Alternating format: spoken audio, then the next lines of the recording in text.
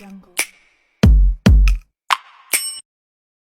Hello everyone! Join us as we discuss about SDG. First of all, what is SDG? Sustainable Development Goals, also known as SDG. These are a collection of 17 global goals set in 2015 by the United Nations General Assembly and intended to be achieved by the year 2030. These goals cover social and economic development issues including poverty, hunger, health, climate change, education, gender equality, water sanitation, environment, and social justice. Sustainable Development Goal 11 is focused on making cities and human settlements safe, inclusive, resilient, and sustainable. SDG number 11 aims to make cities and human settlements better places to live. Here are some of the goals under SDG number 11. Safe and inclusive public spaces. Make sure everyone can use public spaces safely, including women, children, and people with disabilities. Disaster risk reduction and resilience. Prepare cities to be resilient to disasters like flood and storms, and reduce the risk they pose. Environmental sustainability. Take care of the environment in cities and communities by managing waste, using energy efficiently, and using renewable energy sources. There are several notable projects and initiatives on achieving sustainable development goal of creating sustainable cities and communities. First, the ICLEI. ICLEI is a global network of local and government committed to sustainable practice and policies, promote low-carbon solutions, and enhance resilience to climate change. Pangalawa, the Global Covenant of Mayors for Climate Change and Energy. This alliance brings together cities and local governments worldwide to combat climate change and promote sustainable energy solutions. Pangatlo, the C40 Cities Climate Leadership Group. C40 is a network of world's leading cities committed to addressing climate change. They collaborate on initiatives to reduce greenhouse gas emissions, improve air quality, and enhance urban sustainability. Pang-apat, the UN Habitat City Resilience Profiling Program. This program helps cities to assess their resilience to various shocks and stress such as natural disaster, climate change, and social challenges. It provides tools and guidance for cities and to develop resilience strategies and action plans. Panghuli, Smart Cities Initiatives. Many cities around the world are implementing smart city projects to enhance sustainability and improve quality of life.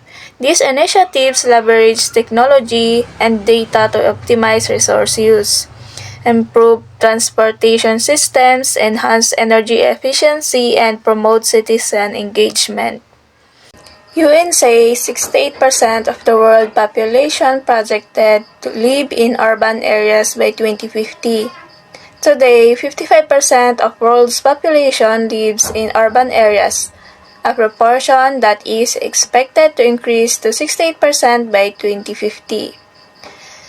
With the overall growth of world's population could add another 2.5 billion people to urban areas by 2050. With close to 90% of this increase taking place in Asia and Africa, according to a new United Nations dataset launch. The 2018 revision of World's Urbanization Prospects produced by the Population Division of the UN Department of Economic and Social Affairs notes that future increase in the size of world's urban population are expected to be highly concentrated in just a few countries.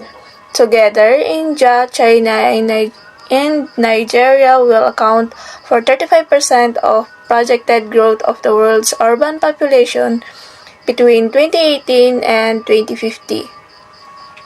By 2050, it is projected that India will have added 416 million urban dwellers, China 255 million, and Nigeria 189 million. The urban population of the world has grown rapidly from 751 million in 1950 to 4.2 billion in 2018. Asia, despite its relative lower level of urbanization, is home to 54% of the world's urban population, followed by Europe and Africa with 13% each.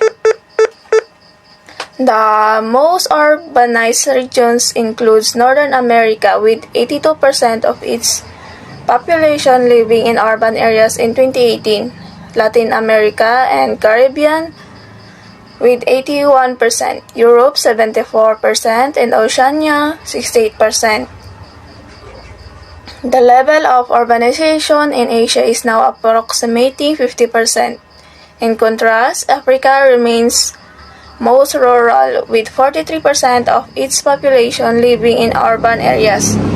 Few cities in Japan and Republic of Korea have experienced population decline between 2000 and 2018.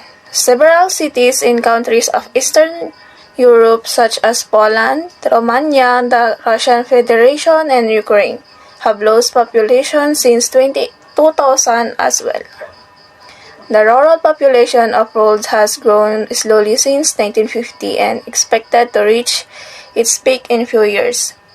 The global rural population is now close to 3.4 billion and is expected to rise slightly and then decline to 3.1 billion by 2050.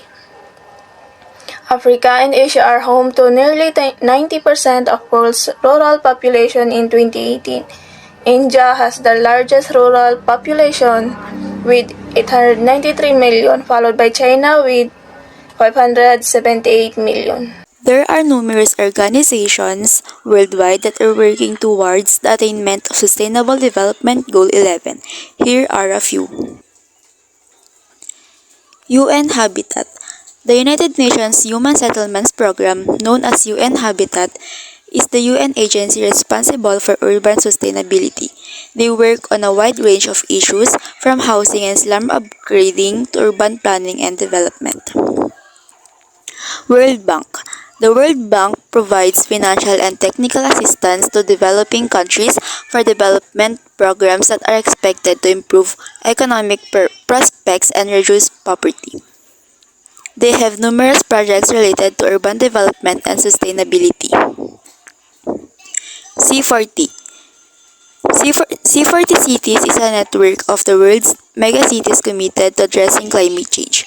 They support cities to collaborate effectively, share knowledge, and drive meaningful, measurable, and sustainable action on climate change. ICLEI, Local Governments for Sustainability. ICLEI is a global network of more than 1,750 local and regional governments committed to sustainable urban development. Habitat for Humanity. These nonprofit organizations work to ensure everyone has a decent place to live. They build and improve homes in over 70 countries. Here are some suggestions regarding SDG 11. Enhance public transportation. Investment should be made in efficient and affordable public transportation systems to reduce traffic congestion and air pollution, while also providing accessibility for all residents. Build green spaces. Green spaces should be incorporated into city designs to improve air quality, provide recreational areas, and enhance the overall quality of life for residents. Prioritize affordable housing. Policies and initiatives should be developed to increase the availability of affordable, adequate, and safe housing for everyone. Improve waste management. Effective waste management system should be implemented to reduce pollution and promote recycling and reusing practices. Promote community engagement. Citizens should be encouraged to participate in local decision-making processes, fostering a sense of ownership and community. Strengthen disaster management. Strategies should be developed and implemented to make cities more resilient to disasters and climate change effects. Preserve cultural heritage. Historical and cultural sites should be protected and restored, promoting cultural diversity and identity. Remember, achieving SDG 11 requires the collective effort of governments, businesses, communities, and individuals. Every action, no matter how small, contributes to making our cities and communities more inclusive, safe, resilient, and sustainable.